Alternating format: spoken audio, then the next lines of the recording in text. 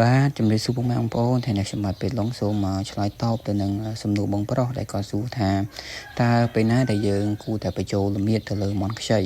ចំពោះអាយុមន់ខ្ចីនៅពេលដែលវាហឹកហើយយើងបានឡាំ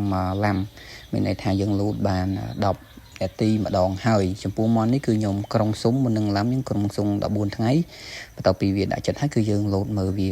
ចំពោះការលោតហ្នឹងគឺខ្ញុំលោតតែ10នាទីទេដើម្បីឆែកមើលជើងវាក៏ដូចជាចង្វាក់នៃការចូលរបស់វា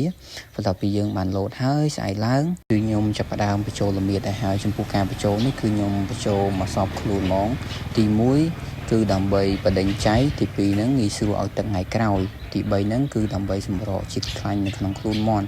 ហើយចំពោះការធ្វើបែបនេះទៅលើមន់ខ្ចីហ្នឹងគឺខ្ញុំបញ្ចូលព្រឹកល្ងាចឡើងគឺខ្ញុំលាងចេញហើយគឺអត់ទុកយូរទេជៀសវាងវាធ្វើឲ្យមន់ហ្នឹងវារោមរឹតខ្លួនពេកតឹងពេកវាអាចថាទៅជាការស្កកមន់វិញពីឯលមៀតដែលខ្ញុំជ្រើសរើសយកមកប្រើប្រាស់គឺជាប្រភេទលមៀតក្រហមហើយលមៀតក្រហមនេះដែលមានឈ្មោះថា Super Red ដែលជាផលិតផលរបស់ខ្ញុំផ្ទាល់តែម្ដងចំពោះលមៀតនេះគឺយើងអត់ត្រូវការប្រើជាមួយនឹងកបោទៀតទេដែលធ្វើឲ្យរោមវាកាន់តែរឹងហើយធ្វើឲ្យមន់ហ្នឹងវាប្រឈមទៅនឹងការស្កកខ្ពស់ចំពោះលមៀតនេះគឺយើងបញ្ចូលជាមួយនឹងស្រាសតែមួយមុខទេហើយចំពោះការបញ្ចូលមកសពខ្លួននេះគឺយើងយករៀងរាវតិចរីឯជើងនៅមុខយើងយករៀងខាប់របៀបនៃការលាបវិញគឺយើងលាបដេញពីមុខមកមូលហេតុអ្វីដែលយើងត្រូវលាបដេញពីមុខហើយយើងលាបខ្នងទី1ហ្នឹងគឺដើម្បីឲ្យមន់ហ្នឹងវារៀងស្វឹងកុំឲ្យវារើខ្លាំងទី2ហ្នឹងគឺយើងធ្វើអញ្ចឹងវាអត់សូវប្រឡាក់ខោយើងគឺយើងដេញពីមុខមកយើងចូលកកចូលខ្នង